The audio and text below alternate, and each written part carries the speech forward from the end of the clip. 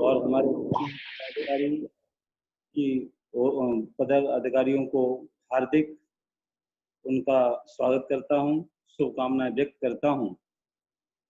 केंद्रीय आरोग्य परिषद आज पूरे विश्व में, अमेरिका हो, ऑस्ट्रेलिया हो, दुबई हो, बहुत सारे विदेशों में और पूरे भारत के कोने-कोने में जिस प्रकार से परिषद ने अपना इतिहास रचा है, लाखों बच्चों का नवनिर्माण युवक युवतियों का किया हो और कथाओं के माध्यम से, बड़े-बड़े यज्ञों के माध्यम से अपनी शहीदों का सम्मान किया हो, बहुत ही बड़ा गर्व है। ताकि संस्था के माध्यम से हम सबकी पहचान होती है और मैं इसी अवसर पर परिषद के राष्ट्रीय अध्यक्ष अनिल आर्य जी, महेंद्र भाई जी, पूरी टीम को बधाई देता हूं। हमारे सौरभ जी, ताकि जिस लगन से कार्य कर रहे हैं, आज बहुत छोटा सा वट वृक्ष लगा था, ताकि आज बहुत बड़ा शाखाएं उसकी फैल चुकी हैं। इसका श्रेय ताकि स्थापना काल से हमारे अनिल आर्य जी निरंतर तप त्याग के माध्यम से इस बगिया को सींचा है। आज हरे भरे फल फूल दिखाई देते हैं तो बड़ा गर्व होता है। जैसे एक संतान परिवार में निर्माण होता है संतान का, वैसे संस्था का जब होता है तो कहा कि जो संस्थापक होते हैं उनको बड़े खुशी और प्रसन्नता होती है। तो मेरा हृदय बड़ा गदगद है। परिषद का के साथ बहुत पुराना संबंध है और कहा कि जिस लगन से, निष्ठा से कहा कि परिषद कार्य कर रही है, बधाई है। आज शिविर के माध्यम से और वैदिक दिनचर्या, आज तो हमारे ऋषि मुनियों ने कहा कि हम अपनी वैदिक दिनचर्या से अगर जीवन का निर्माण करना चाहें तो कभी व्यक्ति बीमार नहीं हो सकता। विद्यार्थी जीवन में रात्रि में कहा कि जल्दी सोना, सुबह जल्दी जाग जाना। कहा कि सुबह जब हम जागते हैं तो विद्या के क्षेत्र में कहा कि व्यक्ति को पाठ जल्दी याद होता है। सुबह उठने के बाद, पढ़ने के बाद कहा कि जब अपनी दिनचर्या करता है, भोजन का संयम रखता है और व्यायाम करता है, आसन वगैरह करता है, तो उसका शरीर स्वस्थ रहता है। हमारे ऋषियों ने कहा, जिसके पास स्वास्थ्य है उसके पास उम्मीदें हैं, जिसके पास स्वास्थ्य है उसके पास उम्मीदें हैं, जिसके पास उम्मीदें हैं उसके पास सब कुछ है। दुनिया को बचाए रखने के लिए इंसान को बचाए रखना बहुत जरूरी है। अगर इंसान बच जाएगा तो ये दुनिया बच जाएगी। ताकि आहार, विहार, आचार, विचार, संस्कार, हमारी मूल जो पद्धति है वो है आहार। ताकि जैसे आहार हमने विहार, ताकि वैसे हमारे आचार विचार बनते हैं, वैसे हमारे संस्कार होते हैं। ताकि संसार में सबसे बड़ी दौलत हमारा स्वास्थ्य है। ये जो कैंप लगते हैं, जो ये शिविर होते हैं, वो इसलिए होते हैं कहा कि शारीरिक रूप से, कहा कि मानसिक रूप से, आत्मिक रूप से हमारे जीवन का निर्माण हो। तो कहा कि हमारा स्वास्थ्य के बिना सब कुछ अधूरा है। अगर हम बीमार होने लगे तो कोई भी काम अच्छे ढंग से नहीं कर सकते। इसलिए कहा कि अपने स्वास्थ्य को अच्छा बनाए रखने के लिए इस पर ध्यान देना बहुत जरूरी है। अच्छे स्वास्थ्य के लिए अपना आचार विचार, आहार विहार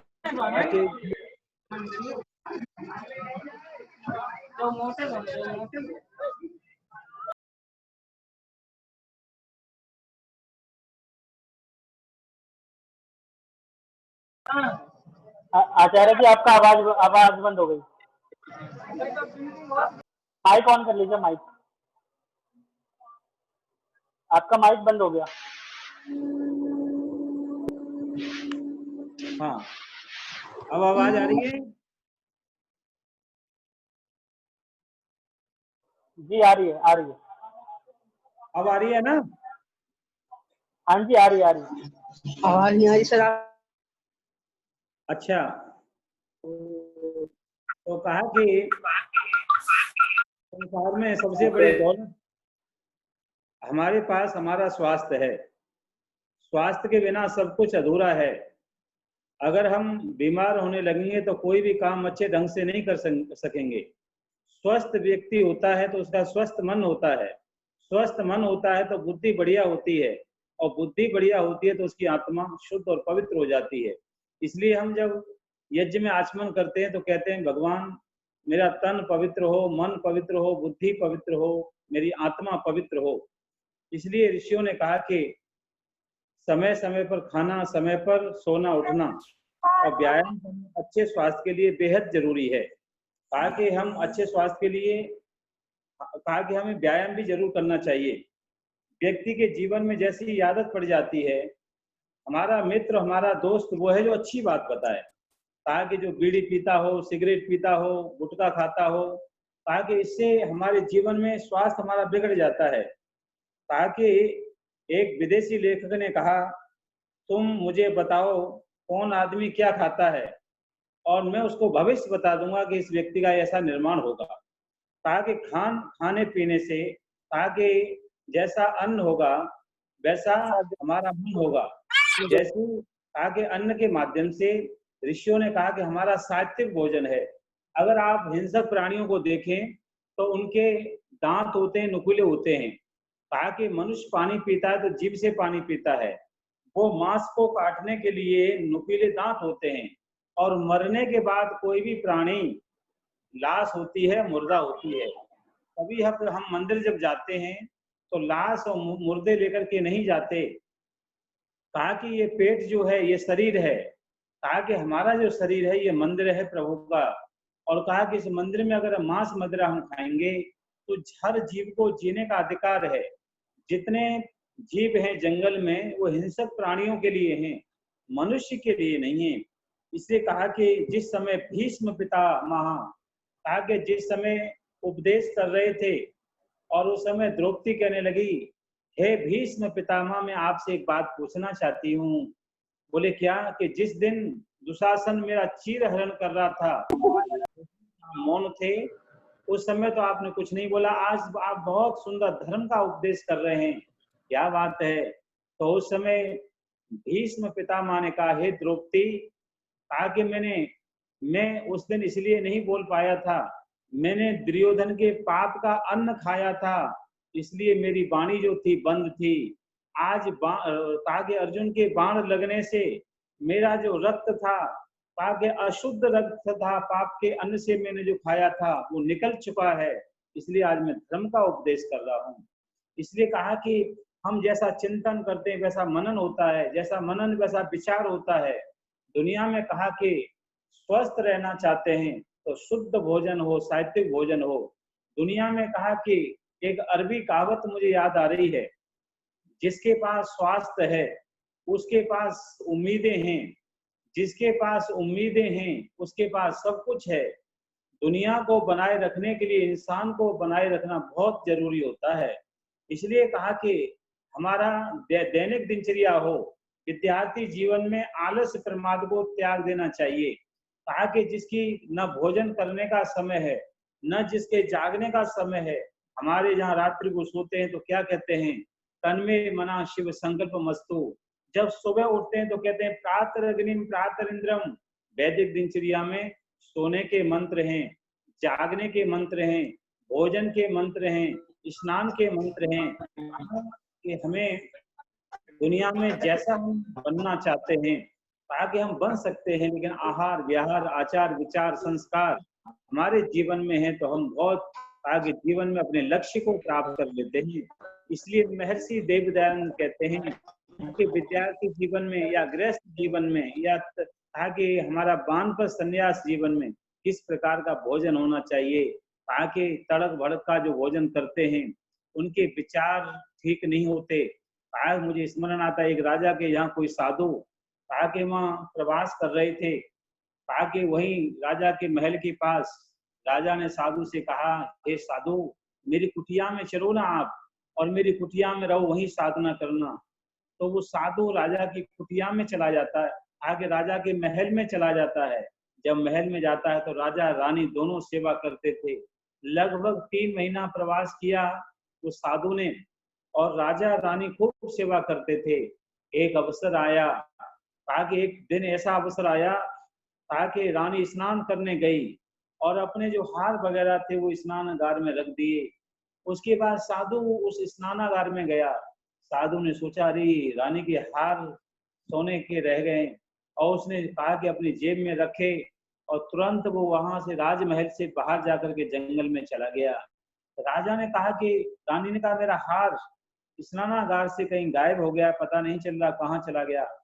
तो कहा कि सारे जगह लोग भागते भागते गए जंगल में, अरे उस फकीर को, बाबा को ढूंढो, बाबा जो बाद में स्नान करने गया था और कहीं वही हार तो लेकर के नहीं चला गया। लेकिन कहा कि जो दूत गए थे, मंत्री लोग गए थे, वो साधु नहीं मिला। जब साधु नहीं मिला, रात्रि के लगभग 1-2 बजे साधु वापस कहा कि जहाँ साधु गया था उसे लूज मोशन होने लगे, उसकी तबीयत खराब होने लगी।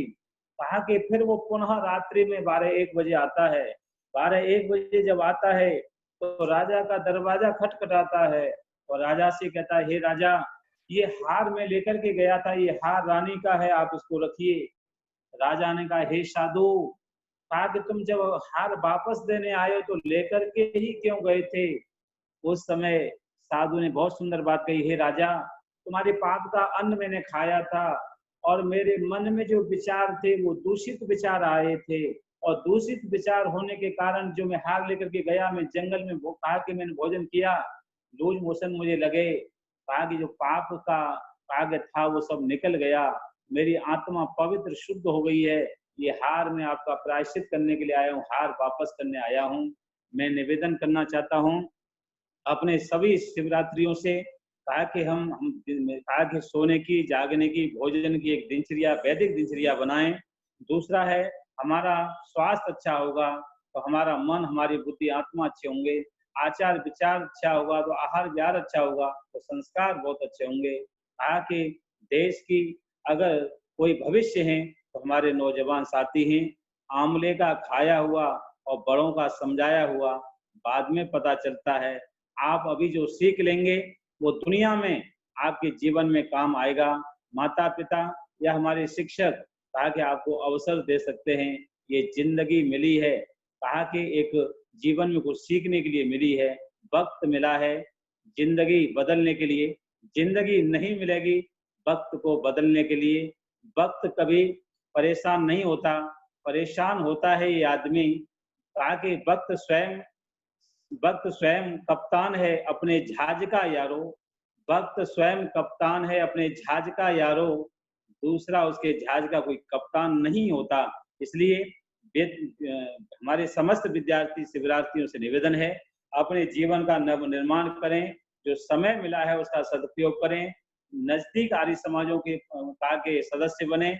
और एक पुस्तक है सत्यार्थ प्रकाश स्वामी दयानंद जी की, आर्य समाज की, उसको जरूर पढ़ें और परिषद के साथ आप निरंतर आपका भाव भावना और विचार बना रहे। इसी के साथ जो हमारे शिवरार्थी हैं कुछ पूछना चाहते हैं, अपनी शंका समाधान करना चाहते हैं, वो कर सकते हैं आगे। सौरभ जी, जो भी साथी प्रश्न पूछना चाहते हैं, अपना एक बार अपना माइक ऑन करके वो बोल सकते हैं। लेकिन 10 मिनट तक अगले जो है प्रश्नोत्तर का कार्यकाल रहेगा। आपकी जो शंका समाधान हो तो वो आप अभी आप कर सकते हैं। जी नमस्ते जी आचार्य जी। नमस्ते भैया, कैसे हैं? बस बहुत बढ़िया, आप कैसे हो जी? बहुत बढ़िया, फर्स्ट क्लास।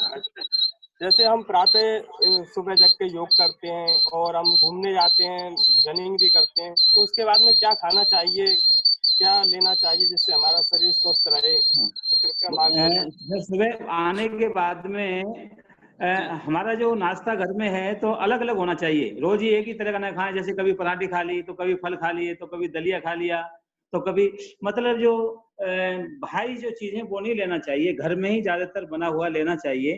तो कभी फल ले लिया तो कभी दूध ले लिया, कभी दलिया ले लिया तो कभी अपना अंकुरित ले लिया, जैसे अपने चना है और मूंग है। कच्चा अनाज भी खाना चाहिए, उससे हमारी बॉडी की सफाई होती है पूरी। क्योंकि कच्चा, पका हुआ जितना होता है उतना असर नहीं करता जितना कच्चा अनाज हमें असर करता है। तो तरह तरह से लेते रहना चाहिए। शरीर में जो विकार हैं, हमारे जो रसोई है वो औषधालय है सबसे बढ़िया। तो कहा कि जैसे हमने कभी फल ले लिया तो कभी दलिया ले लिया, अलग अलग 7 दिन में अलग अलग होना चाहिए सुबह का जो नाश्ते का है वो।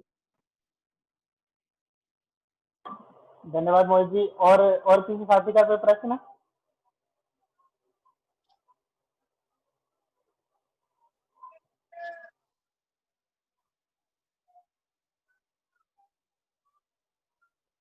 किसी कोई साथी का कोई प्रश्न हो तो वो अपना माइक ऑन करके पूछ सकते हैं। निखिल गुप्ता जी पूछ रहे हैं ये प्रश्न कि किसी काम में मन कैसे लगाए, जैसे लॉकडाउन में बहुत टाइम है बट कुछ करना है, मन नहीं करता और मन करता भी है तो एनर्जी नहीं आती। इसको इस प्रश्न का जवाब चाह रहे हैं। जी क्या बोला, समझ में नहीं आया। निखिल निखिल गुप्ता जी पूछ रहे हैं कि उनका किसी काम में मन नहीं लगता है और लॉकडाउन का समय भी जो है वो बहुत ज्यादा होने वाला है, तो कैसे वो अपना मन लगाए किसी काम को, और काम करना चाहते हैं तो एनर्जी भी नहीं हो पाती, तो किस हाँ, तरीके से बहुत अपना अच्छे। मन लगा सकते हैं? हाँ, बहुत अच्छे। एक तो हल्का फुल्का आसन प्राणायाम जरूर करें। आसन प्राणायाम जरूर करें कि जब हम एक्सरसाइज करते हैं 15-20 मिनट के लिए, आधे घंटे के लिए भी, तो हमारा मन में जो है ना चंचलता समाप्त हो जाती है। दूसरा है गायत्री का जाप जरूर करें, क्योंकि मंत्र का मतलब है शक्ति, मंत्र का मतलब है ऊर्जा, चेतना देना। तो आप अपने गायत्री का जाप करें, और जब गायत्री का जाप करेंगे और आप अपना व्यायाम करेंगे, चाहे दौड़ने का, चाहे घूमने का घर में ही, या अपना आसन करेंगे, तो आपका जो शरीर स्वस्थ हो जाएगा तो मन भी स्वस्थ होगा। शरीर में जब बहुत सारी चिंताएं होती हैं तो फिर मन में चंचलता रहती है। इसलिए कहा कि करत करत अभ्यास के जड़ मत हो तो सुजान। कहा कि आप बार बार अभ्यास करेंगे और गायत्री मंत्र से मन बहुत अच्छा लगेगा, प्रसन्न होगा।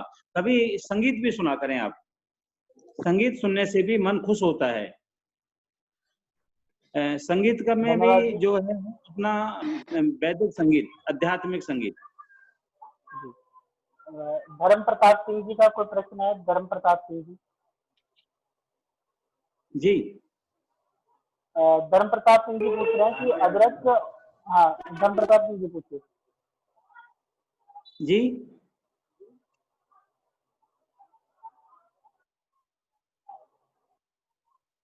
धर्म ओ प्रताप सिंह जी का प्रश्न है कि हाँ क्या अदरक लहसुन सात्विक भोजन है, और नहीं है तो क्यों? हाँ, ऐसा है कि लहसुन वगैरह, और लहसुन तामसिक होता है, प्याज भी तामसिक है विद्यार्थी के लिए। परिवार में लोग तो ले सकते हैं, वो तो एक आयुर्वेदिक में दवाई के रूप में काम आता है।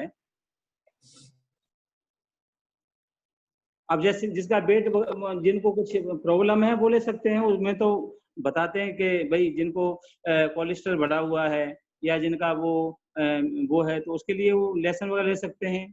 और अब जैसे घर में सब्जी है तो कम मात्रा में, तो वो सब में भाग हो जाता है, एक व्यक्ति के साथ तो रहता नहीं, वो अंश होता नहीं उसमें। लेकिन जी। और विद्यार्थी किसी जीवन में साथी मानसिक भोजन नहीं करना चाहिए।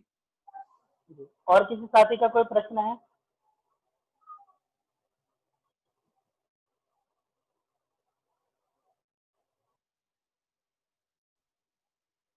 हाँ, पिंटू पिंटू आर्य जी, हमारे शिक्षक पिंटू जी। जी माइक ऑन कर लीजिए एक बार अपना।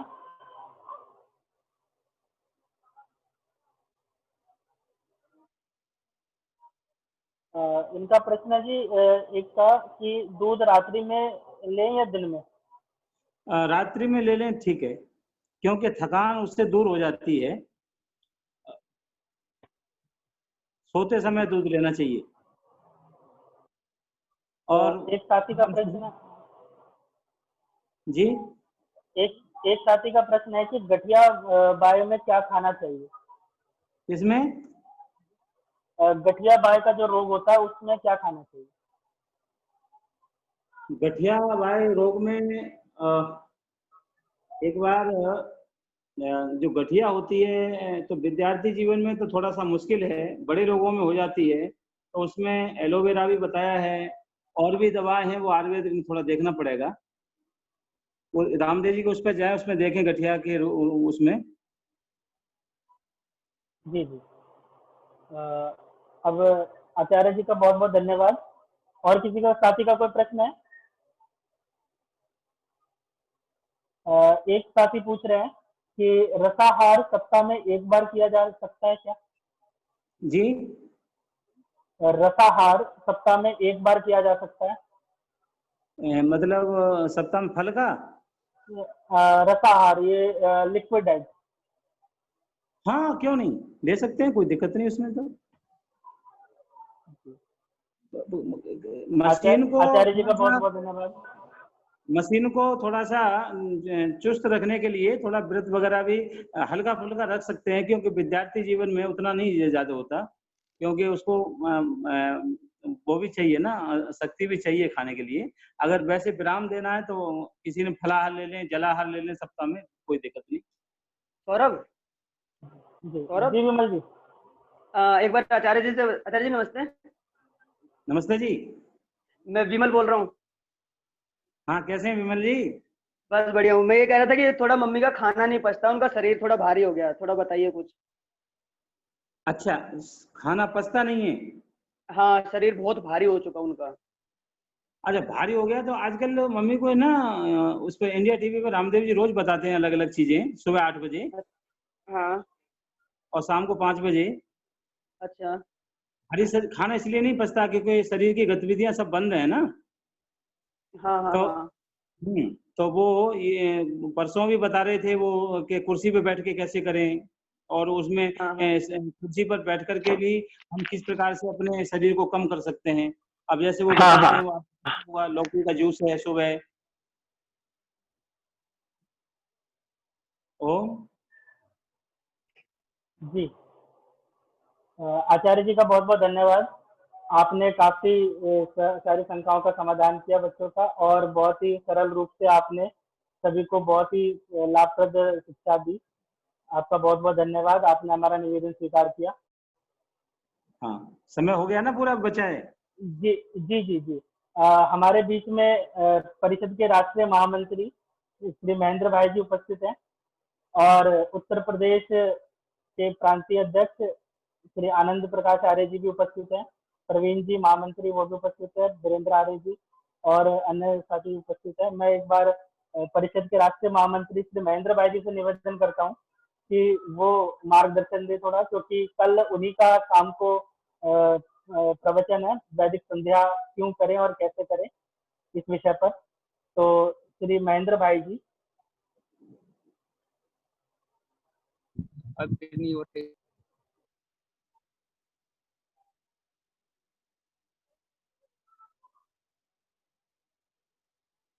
40 मिनट लगता है। भाई जी अपना माइक ऑन कर लीजिए एक बार।